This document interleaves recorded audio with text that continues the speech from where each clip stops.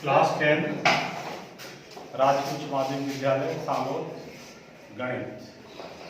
आज हम आपको पढ़ा रहे हैं बेलन का वक्री पृष्ठ का क्षेत्रफल और संपूर्ण पृष्ठीय क्षेत्रफल एवं आयतन। बेलन का पृष्ठीय क्षेत्रफल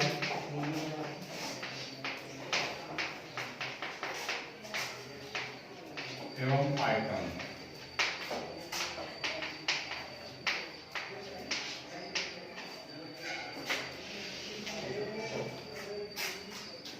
बेलनाकार वस्तु जैसे घर में हम देखते हैं सिलेंडर, गैस सिलेंडर वगैरह और ड्रम जो होते हैं, ड्रम, ये सब बेलनाकार वस्तु कहलाती है। बेलनाकार वस्तु ये इस तरह के शेप, ये बेलनाकार वस्तु है जैसा चित्र में दिखाया गया है।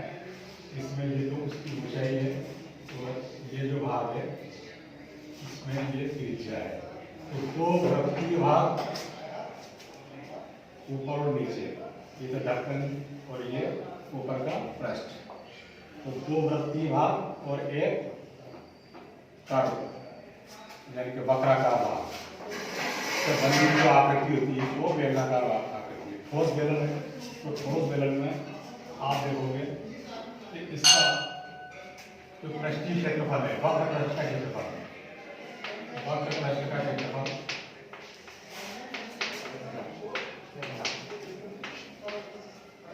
बेलन का वक्र पृष्ठ का क्षेत्रफल, बेलन का वक्र पृष्ठ का क्षेत्रफल होता है 2 पाई r h। एक खाली कागज में अभी कैसे होता है ये मैं समझाता हूँ आपको। 2 पाई r h, पाई का मान इसमें 22/7 होता है, r का मतलब होता है त्रिज्या और h का मतलब होता है ऊंचाई। r और रेडियस, h और हाइट, तो पाई का मान 22/7। जब 22/7 कह दो तो इसको थोड़ा और सोल्व करेंगे तो 3.14 ये फिक्स मान होता है पाई का मान। इस प्रकार वक्र पृष्ठ का क्षेत्रफल ये होता है आपका 2 पाई r h। और वक्र पृष्ठ के क्षेत्रफल के साथ साथ दो वृत्तीय भाग का क्षेत्रफल, दो वृत्तीय भागों का क्षेत्रफल होता है पाई r square plus pi r square. ऊपर का वृत्तीय भाग और नीचे का वृत्तीय भाग। और वक्र भाग इस तरह का होता है जैसे ये कोई शीट है, इस शीट को यदि इस तरह ये शीट है, इसको इस तरह फोल्ड कर दें तो ये इस प्रकार का ये बेलन बन गया आपका। तो ये जो भाग है इसको कहते हैं वक्र पृष्ठ, कर्व सरफेस। वक्र पृष्ठ ये वाला पूरा वक्र पृष्ठ, और वृत्तीय भाग एक तो ऊपर का ये वृत्त, सर्कुलर फेस ऊपर और एक नीचे, ये वृत्तीय भाग है। दो वृत्तीय भाग है और एक वक्र पृष्ठ है। तो इस प्रकार संपूर्ण पृष्ठीय क्षेत्रफल अपन निकालेंगे तो वक्र पृष्ठ का क्षेत्रफल में दोनों वृत्तीय क्षेत्रफलों को जोड़ देंगे तो संपूर्ण पृष्ठीय क्षेत्रफल, संपूर्ण पृष्ठीय क्षेत्रफल बराबर हो जाएगा 2 pi r h plus pi r square, pi r square दोनों जुड़ेंगे तो यह आ गया आपका 2 पाई r स्क्वायर। अब इसमें से देखिए 2 पाई r यहाँ भी है, 2 पाई r यहाँ भी है, तो कॉमन ले लेते हैं। तो 2 पाई r को बाहर निकाल देंगे तो कोष्टक के अंदर क्या बचा, h प्लस r।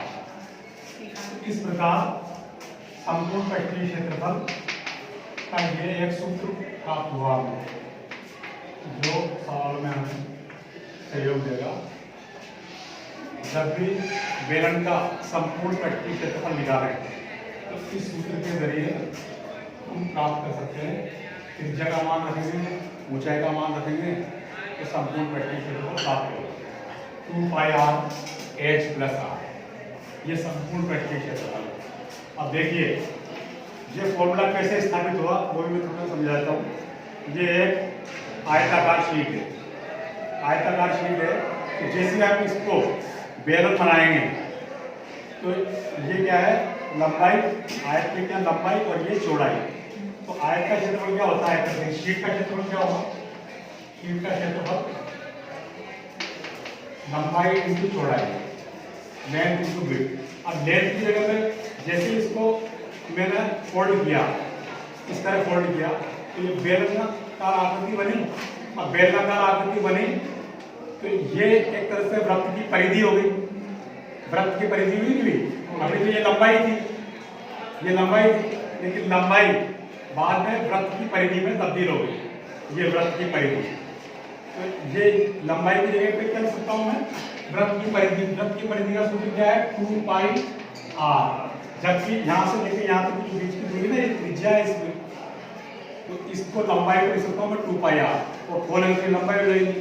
तो ये 2 पाई r, और फिर इसको b, जो b इसकी चौड़ाई थी, ये चौड़ाई, ये जब अपन ने इसको सिलेंडर बनाया तो ये ऊंचाई हो गई एक तरह से इसकी। अभी तो ये इसमें चौड़ाई है, ये तो चौड़ाई है और ये लंबाई है, तो लंबाई तो बन गई 2 पाई r, वृत्त की परिधि जैसे बेलन बना, और इसमें क्या बन गया, ये चौड़ाई ऊंचाई बन गई h। तो b की जगह लिख सकता हूं मैं h। तो इस प्रकार 2 पाई r h, ये वक्री भाग का क्षेत्रफल हुआ, वक्री पृष्ठ का क्षेत्रफल। इस प्रकार वक्री पृष्ठ का क्षेत्रफल 2 पाई r h प्राप्त हो। और 2 पाई r h में ये जो वृत्तीय भाग है ऊपर और नीचे, तो वृत्तीय भाग का आप जानते हो वृत्त का क्षेत्रफल क्या होता है, पाई r स्क्वायर।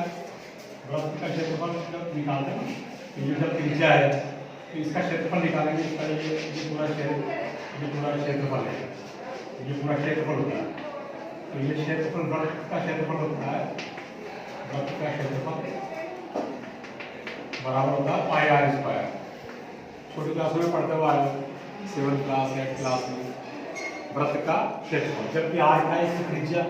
और वृत्त की जब अपन परिधि की बात करेंगे, परिधि मतलब इसकी परिमाप, ये पूरी बार की बाउंड्री, इसको कहते हैं परिधि। और क्षेत्रफल कहते हैं अंदर का पूरा भाग का क्षेत्रफल। इसमें इकाई मीटर स्क्वायर या सेंटीमीटर स्क्वायर होती है ना, मीटर स्क्वायर या सेंटीमीटर स्क्वायर, वर्ग मीटर या वर्ग सेंटीमीटर। और जब परिधि की बात करेंगे हम, तो परिधि का फॉर्मूला क्या होगा, 2 पाई r।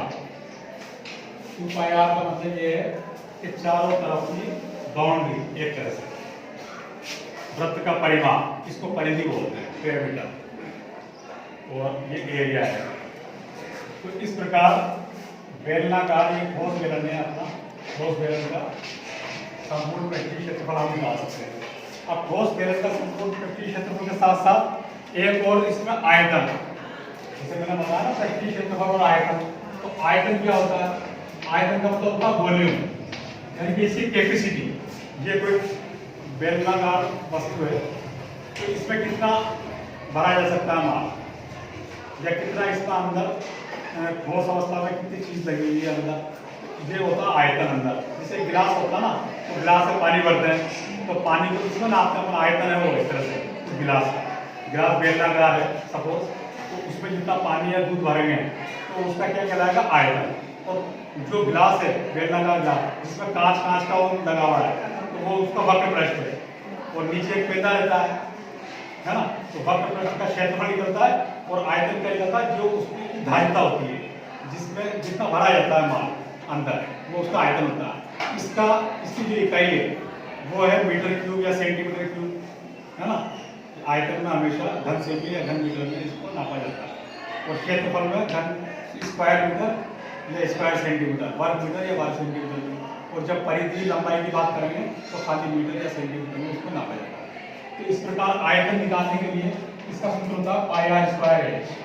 पाई r स्क्वायर h, ये पाई r स्क्वायर h कैसा बना, जैसे इसके नीचे का क्षेत्रफल पाई r स्क्वायर है और इसकी ऊंचाई कितनी h, तो क्षेत्रफल इंटू ऊंचाई, तो ये इसका आयतन होता है। किसी भी चीज का अपन आयतन निकालते हैं तो क्षेत्रफल इंटू ऊंचाई निकालता है ना।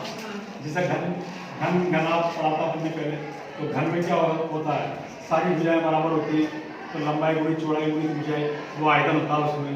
तो लंबाई गुणी चौड़ाई तो नीचे का क्षेत्रफल हो गया, और ऊपर का ये घन का जैसे ये आपका कमरा है, ये बिल्कुल घर की तरह है, तो लंबाई गुणी चौड़ाई तो नीचे हो गया, एक साइड से ऊंचाई नापी तो पूरा आयतन हो गया इसका। तो लंबाई गुणी चौड़ाई यानी कि क्षेत्रफल इनटू ऊंचाई। तो इसी में भी क्षेत्रफल क्या है इसका, नीचे क्या वृत्तीय भाग है, वृत्तीय भाग का अगर ऊंचाई को वृत्त कर दूंगा तो इसका आयतन प्राप्त हो जाएगा। तो आयतन हमेशा या तो मीटर क्यूब या फिर सेंटीमीटर क्यूब में नापा जाता है। इस तरह हमारे पास बेलनाकार ठोस बेलन का बताओ मैं अभी खोखले बेलन की बात नहीं कर रहा, आप खोखले बेलन की आप बात कर रहे हो। तो ठोस बेलन में जिसकी त्रिज्या r हो और ऊंचाई h हो तो उसका संपूर्ण पृष्ठीय क्षेत्रफल निकालेंगे। उसका सूत्र दिया आपको 2 pi r bracket h plus r, 2 pi r h plus r। ये याद रखना आप, इससे डायरेक्ट हम किसी भी तरह की प्रॉब्लम अपने जो भी आएगी बुक के अनुसार या बोर्ड में क्वेश्चन आते हैं तो उनको सोल्व कर सकते हैं। तो इस प्रकार हमारे पास ये एक बेलनाकार वस्तु का पृष्ठीय क्षेत्रफल और आयतन निकालने का हमें सूत्र प्राप्त हो। थोड़े इंपॉर्टेंट होते हैं, इनको हमें याद रखना है ना। अब इसके ऊपर देखो कुछ मैं आपको सवाल बताता हूँ, किस तरह की समस्या आती है। जैसे ये तुम्हारी बुक में है, ये बहुत सिंपल, ये देखिए ये प्रश्नावली जो तुम्हारे कर दी है NCERT राजस्थान बोर्ड में 16.2 एक्सरसाइज 16.2 का पहला सवाल है। इसमें दिया हुआ है एक बेलन का व्यास 14 सेंटीमीटर है। बेलन का व्यास दिया हुआ है 14 सेंटीमीटर है ना, और ऊंचाई दे रखी 15 सेंटीमीटर, ऊंचाई दी हुई है 15 सेंटीमीटर। तो बेलन का संपूर्ण पृष्ठीय क्षेत्रफल और आयतन ज्ञात कीजिए। समस्या क्या है हमारे सामने, समस्या है बेलन का संपूर्ण पृष्ठीय क्षेत्रफल एवं आयतन ज्ञात करना। तो ये दिया हुआ है व्यास 14 सेंटीमीटर। जब व्यास दिया हुआ है तो ये याद रखिए व्यास होता है त्रिज्या का दुगना। तो इससे त्रिज्या कितनी निकल गई, r का मान निकल गया व्यास बटा 2 d/2 डायमीटर अपॉन 2। तो 14 में 2 का भाग देंगे तो 7 सेंटीमीटर इसकी त्रिज्या आ गई इस बेलन की। तो बेलन का संपूर्ण पृष्ठीय क्षेत्रफल पूछ रहा है, तो बेलन का संपूर्ण पृष्ठीय क्षेत्रफल का सूत्र मैंने आपको बताया था अभी। संपूर्ण पृष्ठीय क्षेत्रफल का सूत्र लिखा हुआ है 2 पाई r कोष्ठक में h प्लस r। अब इसका मान किस तरह कर दो, 2 गुणित पाई के जगह पे क्या रखेंगे 22/7 गुणित r के जगह पे क्या रखेंगे 7 सेंटीमीटर 7 और h प्लस r, h ऊंचाई कितनी हुई 15 प्लस r दी हुई है 7। अब इसको थोड़ा सोल्व कर देंगे तो 2 × 22/7 × 7 × 15 और 7 दोनों को जोड़ेंगे तो कितना आएगा 22 है ना। ये 7 से 7 कैंसिल हो गया और इसको मल्टीप्लाई करो आप, 22 को 22 से मल्टीप्लाई करो, 2 से मल्टीप्लाई करेंगे तो क्या आ जाएगा, इसका गुणा करेंगे तो गुणा करके देखो आप इस साइड पे 22 दूनी 44, 44 को 22 से गुणा करो तो ये आ गया आपका 88, 4 दूनी 8, 4 दूनी 8, 2 तो 8 तो 8 8 16 का 6 तो 8 9 6 8। ये किसमें आया आपका, आप देखिए क्या निकाला आपने संपूर्ण पृष्ठीय क्षेत्रफल, तो सेंटीमीटर स्क्वायर वर्ग सेंटीमीटर, ये पृष्ठीय क्षेत्रफल निकल गया। इसी प्रकार आयतन पूछ रहा हो तो बेलन का आयतन निकालने के लिए मैंने आपको फॉर्मूला बताया बेलन का आयतन। आयतन का क्या सूत्र बताया मैंने, पाई r स्क्वायर h। पाई r स्क्वायर h में वापस वैल्यू पुट करो, मान रखिए तो पाई की जगह पे क्या रखेंगे 22/7, ये 22/7 और त्रिज्या की जगह 7 तो 7 मान रखेंगे यहाँ तो 7 × 7 2 बार रखेंगे ना, स्क्वायर है वर्ग तो 7 को 2 बार गुणा करो। फिर ऊंचाई क्या दी हुई है, ऊंचाई दी हुई है आपके सामने इस सवाल में 15 सेंटीमीटर, तो 15 सेंटीमीटर यहाँ पे ऊंचाई रख देंगे। ठीक है, 7 से 7 कैंसिल हुआ और इसको मल्टीप्लाई करो कितना हुआ 22 गुणित 7 × 105 7 को 15 गुणा करें ना, 7 गुणा 105, 22 को फिर 105 से गुणा कर लो, तो ये आपका आंसर आ जाएगा। कितना आ जाएगा? देखो 22 को 105 से मल्टीप्लाई किया, 105 इंटू 22 तो 10 के 0 1 210 है ना, फिर यहाँ 210 0 1 4 2 3 420 2310, ये आपका 2310 सेंटीमीटर क्यूब, ये इसका आयतन आएगा। इस प्रकार हम दिए हुए लाभ के अकॉर्डिंग पृष्ठीय क्षेत्रफल और आयतन निकाल सकते हैं। तो बेलन का संपूर्ण पृष्ठीय क्षेत्रफल और आयतन ज्ञात कीजिए। ये हम लोग को निकालना था, तो हमने डायरेक्ट सूत्र में मान रख के, जैसे व्यास दे रखा 14 सेंटीमीटर, ऊंचाई दे रखी है 15 सेंटीमीटर, तो त्रिज्या निकाली, त्रिज्या व्यास की आधी होती है, तो 14 में 2 का भाग दिया तो 7 सेंटीमीटर क्या प्राप्त हुआ हमको? त्रिज्या। और ऊंचाई दे रखी 15 सेंटीमीटर। संपूर्ण पृष्ठीय क्षेत्रफल का सूत्र अपन ने यहाँ पे लिखा 2 pi r h plus r, ठीक है। 2 पाई r, तो 2 पाई की जगह 22/7 रख दिया, r की जगह 7 सेंटीमीटर रख दिया, h की जगह 15 रख दिया, ऊंचाई r की जगह 7 रख दिया। अब इसको थोड़ा और सोल्व करेंगे तो देखो 2 22/7 इंटू 7 और 15 और 7 22, क्योंकि ब्रैकेट में है ना, तो एक तरह से मल्टीप्लाई हो रहा है, दोनों को जोड़ के गुणा किया। तो इस तरह 7 से 7 कैंसिल हुआ, 44, और इसको गुणा करेंगे 22 से, तो 968 सेंटीमीटर स्क्वायर। ये मतलब पृष्ठीय क्षेत्रफल, संपूर्ण पृष्ठीय क्षेत्रफल प्राप्त हुआ। इसी प्रकार आयतन पूछना है, तो आयतन का सूत्र निकाला पाई r स्क्वायर है, इसमें मान रख के फिर इसको सरल किया तो 2310 सेंटीमीटर क्यूब इसका आयतन प्राप्त हुआ। ऑलराइट, सबका समझ में आ गया? याद है सूत्र आपको? मैं सूत्र पूछूंगा आपसे, बताओ वक्र पृष्ठ का क्षेत्रफल क्या है, आप बताओ। वक्र पृष्ठ का क्षेत्रफल क्या है? 2 पाई r है ना, बेलन का वक्र पृष्ठ का क्षेत्रफल 2 पाई r। आपसे पूछता हूं मैं, तो आप बताओ संपूर्ण पृष्ठ का क्षेत्रफल क्या है? 2 pi r h plus r 2 pi r h plus r, very good. और बेलन पाई r स्क्वायर h, पाई r स्क्वायर h बोलते हैं, 2 नहीं बोलते,